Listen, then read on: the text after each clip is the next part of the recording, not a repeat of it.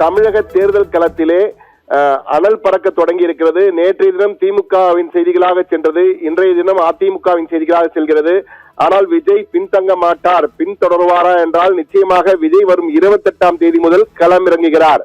வரும் சனிக்கிழமை முதல் விஜயின் சூறாவளி ஆட்டம் தொடங்குகிறது.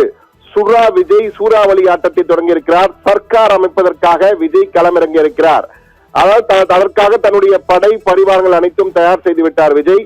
28ஆம் தேதி சனிக்கிழமை பெரம்பூரிலே தனது பிரச்சாரத்தை தொடங்குகிறார். பெரம்பூரில் தான் அவர் களமிறங்க போகிறார், போட்டியிடப் போகிறார். அதற்கான பணிகள் எல்லாம் தயார், தேர்தல் பணிமுறை தயாராகிவிட்டது. அவர் தங்குவதற்காக தனி பங்களாவை வாங்கி இருக்கிறார்கள். அந்த பங்களாவில் தங்கியிருந்து தேர்தல் பணிமுறையின் மூலமாகத்தான் தன்னுடைய பணியை தொடங்க இருக்கிறார்.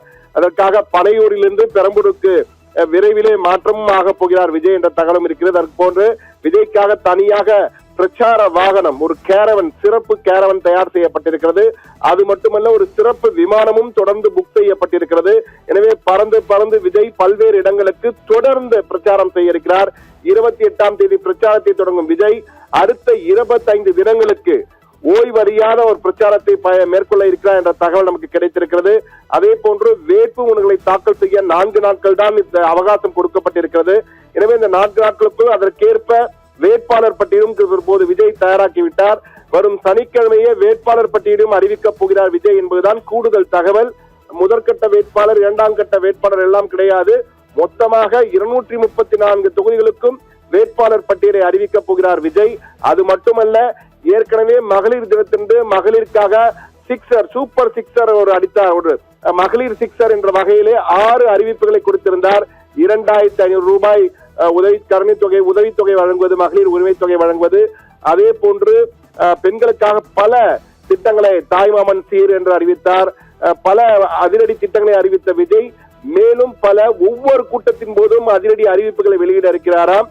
வழக்கம் போல தேர்தல் அறிக்கை என்பதை விட ஒவ்வொரு பிரச்சார கூட்டத்திலும் ஒரு முக்கிய அறிவிப்பினை வெளியிட்டு தன்னுடைய புதிய பாணி ஸ்டைலிலே, அதாவது நவீன டிஜிட்டல் யுகத்திற்கு ஏற்ப தன்னுடைய பிரச்சார யுக்திகளை அமைத்திருக்கிறாராம் விஜய்.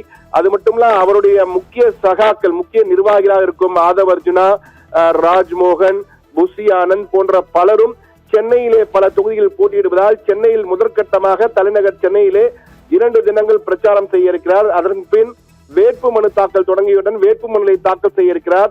வேட்பு மனு தாக்கல் செய்த பிறகு பறந்து பறந்து ஒவ்வொரு மாவட்டமாக, முதலில் தெற்கு, பிறகு மேற்கு, பிறகு மத்தி, அதன் பின் வடக்கு மாவட்டங்கள் என ஒவ்வொரு மாவட்டங்கள், ஒவ்வொரு மண்டலமாக சென்று தன்னுடைய தாவேகா வேட்பாளர்களுக்காக வாக்கு சேகரிக்க இருக்கிறார் விஜய்.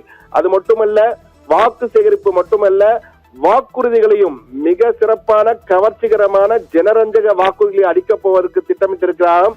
அதற்கேற்ப ஒரு அணி, அவருக்காக அந்த ஒரு குழுவே தற்போது அந்த தேர்தல் அறிக்கையை தயார் செய்து கொடுத்திருக்கிறது.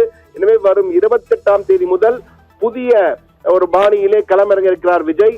சர்க்கார் அமைப்பதற்காக களமிறங்கும் விஜயின் பிரச்சார யுக்திகள் என்ன, அவருக்கு ஊடக வெளிச்சம் எந்த அளவுக்கு கிடைக்க போகிறது, மக்களை கவர்வாரா, அவருடைய வாக்குறுதிகள் வாக்குகளாக மாறுமா என்பதையெல்லாம் பொறுத்திருந்தான் பார்க்க வேண்டும். ஆனால் வரும் 28ஆம் தேதி முதல் விஜயின் மற்றொரு ஆட்டம், அதிரடி ஆட்டம் ஆரம்பமாகிறது என்றுதான் கூற வேண்டும். ராதிகா.